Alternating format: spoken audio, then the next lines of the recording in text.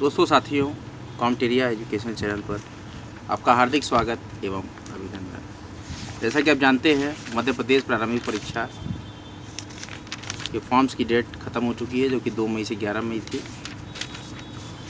और मध्य प्रदेश लोक सेवा आयोग की यूनिट 10 प्रारंभिक परीक्षा यूनिट 10 राष्ट्रीय एवं प्रादेशिक संवैधानिक एवं सांविधिक संस्थाएँ आयोग यूनिट 10 के अंतर्गत हम महत्वपूर्ण लेक्चर मध्य प्रदेश लोक सेवा आयोग के लिए दे रहे हैं।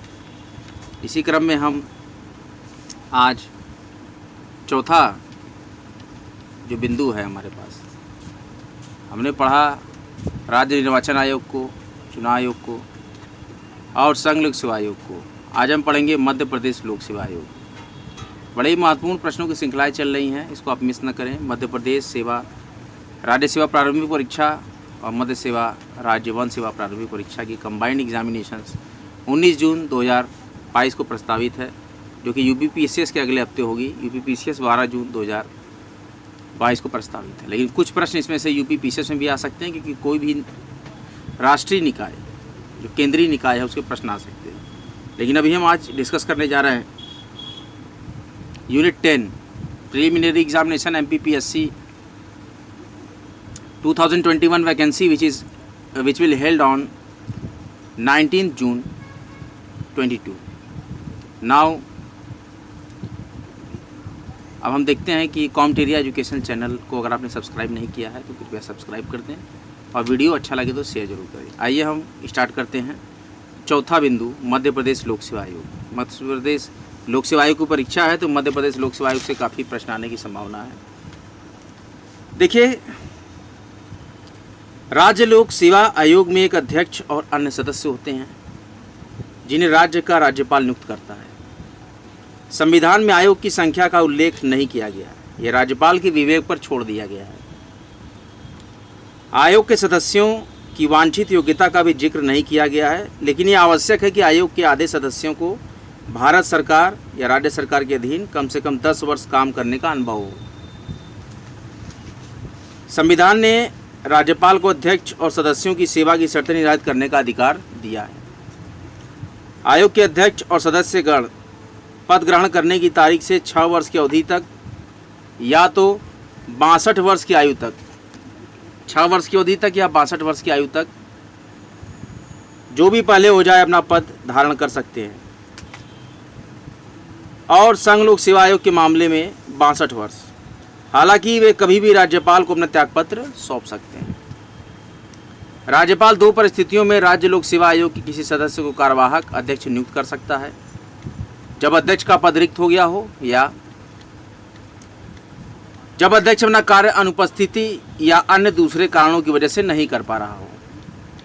कार्यवाहक अध्यक्ष तब तक कार्य संभालेगा जब तक कि अध्यक्ष पुनः अपना काम नहीं संभाल लेता या अध्यक्ष नियुक्त किया गया व्यक्ति काम पर नहीं आता है, तो उस केस में जो है राज्यपाल राज्य लोक सेवा आयोग की किसी सदस्य को कार्यवाहक अध्यक्ष नियुक्त कर सकता है। अब देखिए, निष्कासन की क्या प्रक्रिया होती है। मध्य प्रदेश लोक सेवा आयोग, भले ही राज्य लोक सेवा आयोग के अध्यक्ष सदस्यों की नियुक्ति राज्यपाल करते हैं, लेकिन इन्हें केवल राष्ट्रपति हटा सकता है, राज्यपाल नहीं। राष्ट्रपति उन्हें उसी आधार पर हटा सकता है जिन आधारों पर यूपीएससी के अध्यक्ष और सदस्यों को हटाया जाता है। उन्हें निम्नलिखित आधारों पर हटाया जा सकता है: राज्य लोक सेवा आयोग के सदस्यों को अगर उसे दिवालिया घोषित कर दिया जाए, अपनी पदावधि के दौरान अपने पद के कर्तव्यों के बाहर किसी सवेतन नियोजन में लगा हो, अगर राष्ट्रपति समझता है कि वो मानसिक व शारीरिक शैथिल्य के कारण पद पर बने रहने के योग्य नहीं है, राज्य लोक सेवा आयोग का अध्यक्ष, तो इन केसों में उन पर निष्कासन का। और इसके अलावा राष्ट्रपति राज्य लोक सेवा आयोग के अध्यक्ष अन्य सदस्यों को उनके कदाचार के कारण हटा सकता है। ऐसे मामलों में राष्ट्रपति इसे उच्चतम न्यायालय को संदर्भित करता है। यदि उच्चतम न्यायालय जांच के बाद उन्हें बर्खास्त करने या दी गई सलाह का समर्थन करता है, तो राष्ट्रपति अध्यक्ष और अन्य सदस्यों को हटा सकता है। ये मैं मध्य प्रदेश लोक सेवा आयोग के अध्यक्ष के और मध्य प्रदेश लोक सेवा आयोग के परिप्रेक्ष्य में लेक्चर दे रहा हूँ, और प्रॉपर टॉपिक भी यही है। संविधान के अनुसार उच्चतम न्यायालय द्वारा इस मामले में दी गई सलाह राष्ट्रपति के लिए बाध्य है। न्यायालय द्वारा की जा रही जांच के दौरान राज्यपाल अध्यक्ष व अन्य सदस्यों को निलंबित कर सकता है। यह राज्य लोक सेवा आयोग के सदस्यों की निलंबन की प्रक्रिया, निष्कासन की प्रक्रिया मैं विस्तारित कर रहा हूँ, आपको व्याख्यायित कर रहा हूँ। और संविधान कदाचार शब्द को परिभाषित करता है। राज्य लोक सेवा आयोग के अध्यक्ष या सदस्य को कदाचार का दोषी माना जाएगा अगर वह भारत सरकार या राज्य सरकार की किसी संविदा करार से संबंधित या इच्छुक सदस्यों के साथ सम्मिलित रूप से संविदा या करार के लाभ के लिए भाग लेता है। संघ लोक सेवा आयोग की तरह संविधान में राज्य लोक सेवा आयोग के निष्पक्ष और स्वतंत्र कार्य करने के लिए निम्नलिखित उपबंध किए गए हैं। उपबंधों को मैं पढ़ूंगा, ध्यान से सुनिए। मध्य प्रदेश लोक सेवा आयोग प्रारंभिक परीक्षा 19 जून 2022 के लिए अति विशेष टॉपिक यूनिट 10 संवैधानिक एवं सांविधिक संस्थाएं आयोग यूनिट 10 राष्ट्रीय एवं प्रादेशिक स्तर पर। राज्य लोक सेवा आयोग के अध्यक्ष और सदस्यों को राष्ट्रपति संविधान में वर्णित आधारों पर हटा सकता है। उन्हें यह पदावधि तक काम करने की सुरक्षा है। अध्यक्ष या सदस्य की सेवा की शर्तें राज्यपाल तय करता है, इसलिए नियुक्ति के बाद उनमें अलाभकारी परिवर्तन नहीं किया जा सकता है। राज्य लोक सेवा आयोग के अध्यक्ष या सदस्य को वेतन, भत्ता, पेंशन सभी खर्च राज्य की संचित निधि से मिलते हैं, इसलिए राज्य की विधानमंडल द्वारा इस पर मतदान नहीं होता है। राज्य लोक सेवा आयोग का अध्यक्ष कार्यकाल के बाद संघ लोक सेवा आयोग के अध्यक्ष या सदस्य तथा किसी अन्य राज्य लोक सेवा आयोग का अध्यक्ष बनने का पात्र होता है, लेकिन भारत सरकार या किसी राज्य की सरकार के अधीन किसी और नौकरी का पात्र नहीं होता है। ध्यान रखिएगा।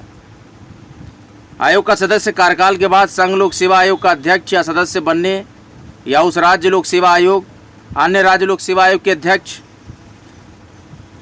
के रूप में नियुक्त होने का पात्र होगा, लेकिन भारत सरकार या किसी राज्य की सरकार के अधीन नियोजन का पात्र नहीं होगा, नौकरी नहीं मिलेगी उसको। राज्य लोक सेवा आयोग के अध्यक्ष और सदस्य कार्यकाल के बाद पुनः नियुक्त नहीं किया जा सकता, दूसरा कार्यकाल नहीं मिलता है। एक ही कार्यकाल अध्यक्ष को मिलता है एक राज्य लोक सेवा आयोग में। इस प्रकार से मध्य प्रदेश राज्य लोक सेवा आयोग के लिए। अब देखते हैं राज्य लोक सेवा आयोग के कार्य क्या होते हैं। राज्य लोक सेवा आयोग राज्य सेवाओं के लिए वही काम करता है जो संघ लोक सेवा आयोग केंद्रीय सेवाओं के लिए करता है। राज्य की सेवाओं में नियुक्ति के परीक्षाओं का आयोजन करता है, कार्मिक प्रबंध से संबंधित कार्य करता है, सिविल सेवाओं सिविल पदों के लिए भर्ती पद्धति से संबंधित सभी विषयों पर चर्चा करता है, अपनी परामर्श देता है। सिविल सेवाओं पदों पर नियुक्ति करने में सेवा प्रोन्नति, एक सेवा से दूसरी सेवा में तबादला और उसके अनुसरण किए जाने वाले सिद्धांत के संबंध में अपनी परामर्श देता है। सिविल सेवाओं पदों पर स्थानांतरण करने में प्रोन्नति की अनुशंसा करता है, राज्य लोक सेवा आयोग से अनुमोदित करने का आग्रह करता है। राज्य सरकार में सिविल हैसियत में कार्य करते हुए सभी अनुशासनिक विषय, ज्ञापन और अर्जी सहित निंदा प्रस्ताव रोकता है। पदोन्नति रोकना, धन हानि की पुनः प्राप्ति, निम्न सेवाओं पद में कर देना, सेवा से हटा देना और सेवा से बर्खास्त कर देना, ये सारे विषय जो है। और अपने कर्तव्यों के निष्पादन के लिए उसके विरुद्ध विधिक कार्रवाइयों की प्रतिरक्षा में उसके द्वारा खर्च की अदायगी का दावा करना, ये सारे परामर्श देता है राज्य लोक सेवा आयोग का अध्यक्ष। राज्य सरकार के अधीन काम करने के दौरान किसी व्यक्ति को हुई हानि को लेकर पेंशन का दावा और इस राशि का निर्धारण, इस पर भी परामर्श एवं कार्मिक प्रबंधन से संबंधित अन्य मसले पर भी यह परामर्श देता है। सुप्रीम कोर्ट ने कहा कि उपरोक्त मामलों में अगर राज्य लोक सेवा आयोग से संपर्क नहीं करता है तो असंतुष्ट सरकार नौकरी की समस्या नहीं दूर हो सकती। न्यायालय ने कहा कि राज्य लोक सेवा आयोग से संपर्क करने में अनियमितता पाए जाने या बिना संकल्प किए कार्य पर राज्य सरकार के निर्णय को अमान्य नहीं ठहराया जा सकता। ये उपबंध मार्गदर्शक है, न कि अनिवार्य। न्यायालय ने कहा कि राज्य लोक सेवा आयोग द्वारा चयन किसी व्यक्ति को उस पद पर आसीन होने का अधिकार नहीं होता। हालांकि सरकार को अपना काम निष्पक्ष और बिना मनमानी या बिना बुरे इरादे से करना चाहिए। राज्य विधानमंडल द्वारा राज्य लोक सेवा आयोग को राज्य की सेवाओं से संबंधित अतिरिक्त कार्य प्रदान किया जा सकता है। राज्य लोक सेवा आयोग के अधिकार क्षेत्र में आने वाले निजी प्राधिकरण, कारपोरेट निकाय, सार्वजनिक संस्थाओं की कार्मिक पद्धति भी हैं। अतः राज्य विधानमंडल द्वारा अधिनियम के द्वारा राज्य लोक सेवा आयोग के कार्यक्षेत्र का विस्तार किया जा सकता है। लोक सेवा आयोग हर वर्ष अपने कार्यों की रिपोर्ट राज्यपाल को देता है। राज्यपाल इस रिपोर्ट के साथ साथ ऐसे ज्ञापन विधानमंडल के समक्ष रखता है जिसमें आयोग द्वारा अस्वीकृत मामले और उनके कारणों का वर्णन किया जाता है। What is the boundary of state public service commission? राज्य लोक सेवा आयोग की सीमाएं क्या है? राज्य लोक सेवा आयोग के निम्नलिखित विषय पर अधिकार क्षेत्र के बाहर रखा गया है और निम्नलिखित विषयों पर राज्य लोक सेवा आयोग के संपर्क नहीं किया जा सकता है। कौन कौन से क्षेत्र हैं? पिछड़ी जातियों की नियुक्ति या पदों के आरक्षण के मसले पर, सेवाओं पदों नियुक्ति के लिए अनुसूचित जाति अनुसूचित जनजातियों के दावे के ध्यान में रखने के मसले पर नहीं संपर्क कर सकते आप। और राज्यपाल राज्य लोक सेवा आयोग के दायरे से किसी पद, सेवा या विषय को हटा सकता है। संविधान कहता है कि राज्यपाल राज्य सेवाओं पदों से संबंधित नियम बना सकता है, जिसके लिए राज्य लोक सेवा आयोग से संपर्क करने की जरूरत नहीं है। इस तरह के नियम को राज्यपाल को कम से कम 14 दिन तक के लिए राज्य विधानमंडल के समक्ष रखना होगा और राज्य का विधानमंडल इसे संशोधित या खारिज कर सकता है। तो राज्यपाल की कुछ विशेष शक्तियां जो कि राज्य लोक सेवा आयोग को सीमित करती हैं। तो यह सारी बाउंड्री कंडीशन थी राज्य लोक सेवा आयोग के लिए। राज्य लोक सेवा आयोग को राज्य में मेरिट पद्धति के प्रहरी के रूप में देखता है और इसकी भूमिका राज्य सेवाओं के लिए भर्ती करना, प्रोन्नति, अनुशासनात्मक विषयों पर सरकार को सलाह देना, ये सारे राज्य लोक सेवा आयोग के कार्य हैं। सेवाओं के वर्गीकरण, भुगतान, सेवाओं की कैडेट प्रबंधन, प्रशिक्षण आदि से इसका कोई सरोकार नहीं है। इस तरह के मामलों को कार्मिक विभाग या सामान्य प्रशासनिक विभाग देखता है। राज्य लोक सेवा आयोग मात्र राज्य का केंद्रीय भर्ती अधिकरण है और कार्मिक विभाग या सामान्य प्रशासनिक विभाग राज्य का केंद्रीय कार्मिक अधिकरण है। राज्य लोक सेवा आयोग की भूमिका न केवल सीमित है बल्कि उसके द्वारा दिए गए सुझाव भी सलाहकारी प्रवृत्ति के होते हैं। ये सरकार के लिए बाध्य नहीं है, ये राज्य सरकार पर निर्भर है और सुझावों पर अमल करे या खारिज करे। सरकार की एकमात्र जवाबदेही है कि विधानमंडल को आयोग के सुझावों से विचलन का कारण बताए और इसके अलावा वो सरकार को ऐसे नियम बना सकती है जिससे राज्य सेवा आयोग के सलाहकार कार्य को नियंत्रित किया जा सके। 1964 में राज्य सतर्कता आयोग के गठन के अनुशासनात्मक विषयों ने राज्य लोक सेवा आयोग के कार्यों को प्रभावित किया। ऐसा इसलिए क्योंकि किसी नौकरशाह पर अनुशासनात्मक कार्रवाई करने से पहले दोनों संपर्क किया जाने लगा और ऐसी समस्या आने लगी कि जब दोनों को सलाह में मतभेद हो तो राज्य लोक सेवा आयोग स्वतंत्र संवैधानिक संस्था है, इसलिए वो राज्य सतर्कता आयोग से अधिक प्रभावी है। जिला न्यायाधीश के अलावा न्यायिक सेवा में भर्ती से संबंधित नियम बनाने के मसले पर राज्यपाल राज्य लोक सेवा आयोग से संपर्क करता है। इस मामले में संबंधित उच्च न्यायालय से भी संपर्क किया जाता है। अब हम चर्चा करते हैं संयुक्त राज्य लोक सेवा आयोग। 2 या 2 से अधिक राज्यों के लिए संविधान में संयुक्त राज्य लोक सेवा आयोग की व्यवस्था की गई है। संघ लोक सेवा आयोग और राज्य लोक सेवा आयोग का गठन जहां सीधे संविधान द्वारा किया गया है, वहीं संयुक्त राज्य लोक सेवा आयोग का गठन राज्य विधानमंडल के आग्रह से संसद द्वारा किया जाता है। इस तरह संयुक्त राज्य लोक सेवा आयोग एक संस्था है, न कि संवैधानिक। 1996 में पंजाब से पृथक हुए हरियाणा और पंजाब के लिए अल्पकालीन संयुक्त राज्य लोक सेवा आयोग गठित किया गया। संयुक्त राज्य लोक सेवा आयोग के अध्यक्ष सदस्यों की नियुक्ति राष्ट्रपति द्वारा की जाती है। इनका कार्यकाल 6 वर्ष या 62 वर्ष की आयु जो पहले हो तब तक होता है। उन्हें राष्ट्रपति द्वारा बर्खास्त किया या हटाया जा सकता है। वे किसी भी समय राष्ट्रपति को त्यागपत्र देकर मुक्त हो सकते हैं। संयुक्त राज्य लोक सेवा आयोग के सदस्यों की संख्या और सेवा शर्तों को राष्ट्रपति निर्धारित करता है। संयुक्त राज्य लोक सेवा आयोग वार्षिक प्रगति रिपोर्ट संबंधित राज्यपालों को सौंपता है। प्रत्येक राज्यपाल इसे राज्य विधानमंडल के समक्ष प्रस्तुत करता है। संघ लोक सेवा आयोग राज्यपाल के अनुरोध पर राष्ट्रपति की संस्तुति के बाद राज्य की आवश्यकता अनुसार भी कार्य कर सकता है। ये सारे बड़े ही महत्वपूर्ण टॉपिक है जो कि मध्य प्रदेश प्रारंभिक परीक्षा, राज्य सेवा प्रारंभिक परीक्षा में पूछे जाएंगे। भारत सरकार अधिनियम 1919 की व्यवस्था के अनुसार हम देखें तो 1926 में केंद्रीय लोक सेवा आयोग का गठन किया गया ताकि योग्य नौकरशाहों की नियुक्ति की जा सके। भारत सरकार अधिनियम 1935 के मुताबिक न केवल संघ लोक सेवा आयोग बल्कि प्रांतीय लोक सेवा आयोग, संयुक्त लोक सेवा आयोग का 2 या अधिक प्रांतों के लिए गठन किया जा सकता है। ऐसा भी प्राविधान है, इसे ध्यान रखें। संघ लोक सेवा आयोग से संबंधित अनुच्छेदों में 315 संघ तथा राज्यों के लिए लोक सेवा आयोग, 316 में सदस्यों की नियुक्ति और कार्यकाल, 317 में आयोग के सदस्यों की बर्खास्तगी निलंबन, 318 में आयोग के सदस्यों कर्मचारियों की सेवा शर्तों संबंधी नियम बनाने की शक्ति, 319 में आयोग के सदस्यों द्वारा सदस्यता समाप्ति के पश्चात पद पर बने रहने पर रोक और 320 अनुच्छेद में लोक सेवा आयोग के कार्य और 321 अनुच्छेद में आयोग के कार्य को विस्तारित करने की शक्ति, अनुच्छेद 322 में आयोगों का खर्च और अनुच्छेद 323 में आयोगों के प्रतिवेदन के ऊपर चर्चा की गई है। अब मध्य प्रदेश लोक सेवा आयोग, इसकी स्थापना, मध्य प्रदेश लोक सेवा आयोग की स्थापना 1 नवंबर 1956 को की गई। इसका मुख्यालय मध्य प्रदेश के इंदौर शहर में है और इसके वर्तमान अध्यक्ष हैं डॉक्टर राजेश लाल मेहरा। मध्य प्रदेश लोक सेवा आयोग प्रारंभिक परीक्षा, राज्य प्रारंभिक परीक्षा, राज्य सेवा प्रारंभिक परीक्षा के लिए महत्वपूर्ण प्रश्नों की श्रृंखलाएँ चल रही, ध्यान रखें।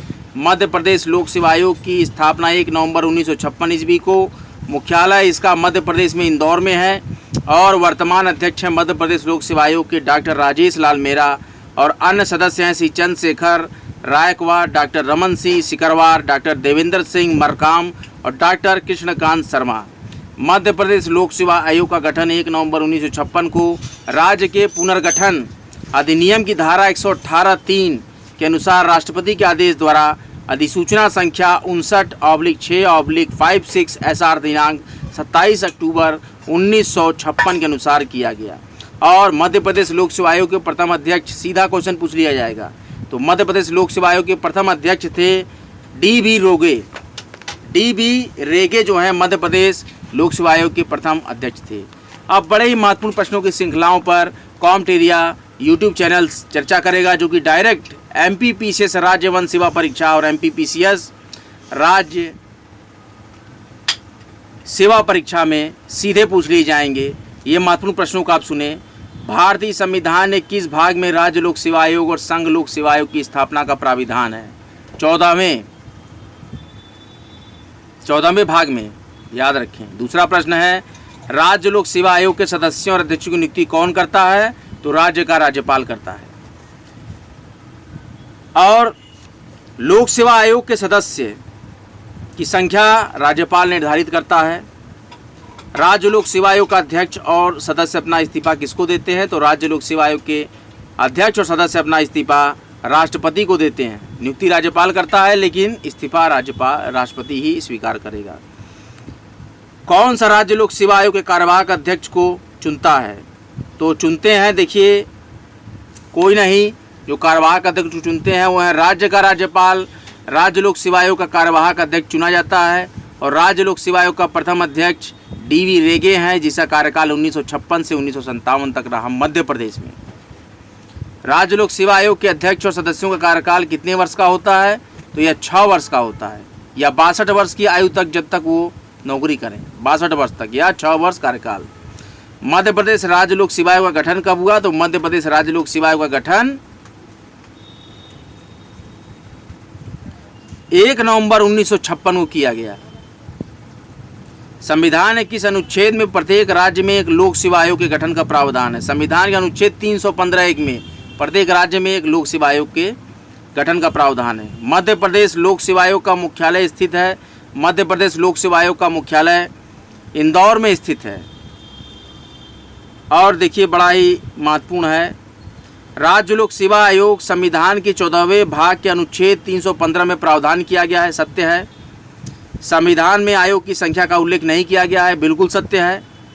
और संविधान ने राज्यपाल को अध्यक्ष और सदस्यों की सेवा शर्तें निर्धारित करने का अधिकार दिया है, बिल्कुल सत्य है। तीनों ही कथन जो मैंने बोले हैं सत्य है। मध्य प्रदेश लोक सेवा आयोग के प्रथम अध्यक्ष कौन थे? मध्य प्रदेश लोक सेवा आयोग के प्रथम अध्यक्ष DB रेगे थे और इनका कार्यकाल 1956 से 1957 तक रहा। मध्य प्रदेश लोक सेवा आयोग के वर्तमान अध्यक्ष कौन है? मध्य प्रदेश लोक सेवा आयोग के वर्तमान अध्यक्ष राजेश लाल मेहरा हैं। 2021 से चल रहे हैं। मध्य प्रदेश राज्य लोक सेवा आयोग का गठन किस तारीख को हुआ? तो मध्य प्रदेश राज्य लोक सेवा आयोग का गठन 1 नवंबर 1956 को हुआ। मध्य प्रदेश राज्य लोक सेवा आयोग को राज्य पुनर्गठन अधिनियम की कौन सी धारा के तहत स्थापित किया गया? तो यह धारा 118(3) के तहत स्थापित किया गया मध्य प्रदेश राज्य लोक सेवा आयोग को। मध्य प्रदेश लोक सेवा आयोग को राष्ट्रपति द्वारा किस दिनांक को अधिसूचित किया गया था? तो मध्य प्रदेश लोक सेवा आयोग को राष्ट्रपति द्वारा 27 अक्टूबर 1956 को अधिसूचित किया गया था। बड़े ही महत्वपूर्ण प्रश्न है, बड़े ही ध्यान से सुनिए और नोट करिए कॉपी और पेन लेके। मध्य प्रदेश लोक सेवा आयोग को किस राष्ट्रपति द्वारा अधिसूचित किया गया था? तो मध्य प्रदेश लोक सेवा आयोग को डॉक्टर राजेंद्र प्रसाद द्वारा अधिसूचित किया गया था। मध्य प्रदेश राज्य लोक सेवा आयोग के अध्यक्ष और सदस्यों को पद से हटाने की शक्ति किसमें निहित है? तो यह शक्ति निहित है राष्ट्रपति में, याद रखें।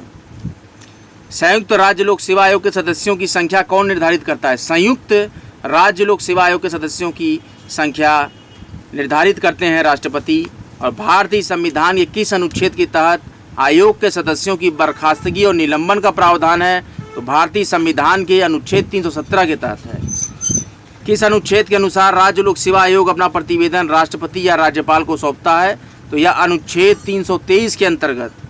मध्य प्रदेश लोक सेवा आयोग के अध्यक्ष और सदस्यों की नियुक्ति का प्रावधान किस अनुच्छेद द्वारा किया जाता है? तो मध्य प्रदेश लोक सेवा आयोग के सदस्य, अध्यक्ष और सदस्यों की नियुक्ति का प्रावधान अनुच्छेद 316 द्वारा किया जाता है। राज्य लोक सेवा आयोग के अध्यक्ष और सदस्यों के संबंध में सही तथ्य है, सेवा शर्तें निर्धारित करने का अधिकार राज्यपाल को है, पुनः नियुक्ति नहीं किया जा सकता है और अन्य राज्य के आयोग में अध्यक्ष पद पर नियुक्ति ले सकता है कार्यकाल पूर्ण करने के बाद एक राज्य लोक सेवा आयोग का अध्यक्ष। राज्य लोक सेवा आयोग के प्रमुख कार्य कौन कौन से हैं? राज्य लोक सेवा आयोग के प्रमुख कार्य हैं भर्ती उद्योग परीक्षाओं का आयोजन करना, भर्ती के तरीकों पर सरकार को परामर्श देना एवं नियुक्ति पदोन्नति के मामले में सलाहकारी राय देना। राज्य लोक सेवा आयोग के सदस्यों का कार्यकाल कितना है? तो राज्य लोक सेवा आयोग के सदस्यों का कार्यकाल 6 वर्ष या 62 वर्ष की आयु निर्धारित की गई है। एमपीपीएससी के व्यय किस निधि पर भारित रहते हैं? मध्य प्रदेश लोक सेवा आयोग के व्यय किस निधि पर भारित रहते हैं? तो मध्य प्रदेश लोक सेवा आयोग के व्यय राज्य की संचित निधि पर, मध्य प्रदेश राज्य की संचित निधि पर भारित रहते हैं। राज्य लोक सेवा आयोग के अध्यक्ष सदस्यों की किन तरीके से पदच्युत किया जा सकता है? ये तरीके हैं, देखिए, इस्तीफा देकर, सिद्ध कदाचार से और दिवालिया घोषित करके। वायरलेस ट्रेनिंग संस्थान कहाँ है? मध्य प्रदेश में वायरलेस ट्रेनिंग संस्थान जो है वो इंदौर में है। अब देखिए, मध्य प्रदेश लोक सेवा आयोग के अध्यक्षों का क्रम बता रहे हैं। केसी तिवारी, KN सिन्हा, एन सुंदरम और MB पीटर, ये दिया हुआ था, ये क्रम बताइए। KC Tiwari, KN Sinha, N Sundaram, MB Peter. तो देखिए, केसी तिवारी होंगे, KN सिन्हा होंगे, एन सुंदरम होंगे, MB पीटर होंगे।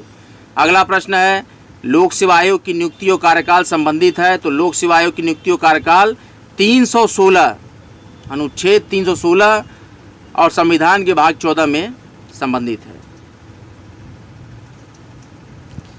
मध्य प्रदेश लोक सेवा आयोग के अध्यक्ष कार्यकाल है SP मुसरान 1960 से 1963, R राधाकृष्णन 1963 से 1969, केसी तिवारी 1972 से 1974 और JN कौल 1992 से 1996। मध्य प्रदेश लोक सेवा आयोग प्रारंभिक परीक्षा, मध्य प्रदेश लोक सेवा आयोग राज्य वन सेवा प्रारंभिक परीक्षा, राज्य सेवा प्रारंभिक परीक्षा के लिए महत्वपूर्ण टॉपिक राष्ट्रीय एवं प्रादेशिक संवैधानिक एवं सांविधिक संस्थाएं और ऐसे आयोग के बारे में चर्चा, जो कि यूनिट 10 के अंतर्गत, यूनिट 10 के अंतर्गत हम इस पर चर्चा किए हैं।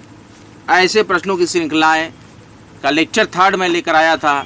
यह MPPSC राष्ट्रीय एवं प्रादेशिक संवैधानिक एवं सांविधिक संस्थाएं और आयोग के यूनिट 10 मध्य प्रदेश राज्य प्रारंभिक परीक्षा यूनिट 10 प्रारंभिक परीक्षा के लिए बड़ा ही महत्वपूर्ण टॉपिक जो कि जोड़ा गया है। इधर विगत 2 वर्षों से पहले इस जगह पर बेयर एक्ट आता था, लेकिन अब राज्य सेवा प्रारंभिक परीक्षा 2022-2021 के लिए राष्ट्रीय एवं प्रादेशिक संवैधानिक एवं सांविधिक संस्था आयोग यूनिट 10 जोड़ा गया है, जिसके कि लेक्चर्स मैंने आपको दिए। यह तीसरा लेक्चर था जिसमें कि मैंने 4 संस्थाओं के बारे में, आयोगों के बारे में चर्चा कर ली है और पूर्णतः समुचित प्रश्नों के और व्याख्याओं के साथ आपको बड़े ही विस्तारित तरीके से एलेबोरेट किया है। बने रहें, जमे रहें काउंट एरिया एजुकेशन चैनल पर। काउंट एरिया पूर्णतः कटिबद्ध है study hard and get success, सभी पढ़ें सभी बढ़ें उद्बोधन के साथ पूरे भारत में नहीं अपितु पूरे विश्व में शिक्षा के मुफ्त प्रचार एवं प्रसार के लिए कामटेरिया यूट्यूब चैनल आपके लिए समर्पित है और पूरे भारत में, संपूर्ण भारत में निःशुल्क शिक्षा का प्रचार और प्रसार भारत के कोने कोने तक, विश्व के कोने कोने तक कामटेरिया चैनल के माध्यम से पहुँचे। निःशुल्क शिक्षा का यह संकल्प लेकर मैं चला हूँ। आप वीडियो को भारी मात्रा में शेयर करें और चैनल को लाइक करें, सब्सक्राइब करें, बेल आइकन जो प्रेस कर दें। जय श्री राम, जय माँ गंगा, हर हर महादेव। सभी MPPCS परीक्षार्थियों के सफल एवं सुखद भविष्य की कामना करता है कामटेरिया एजुकेशन चैनल।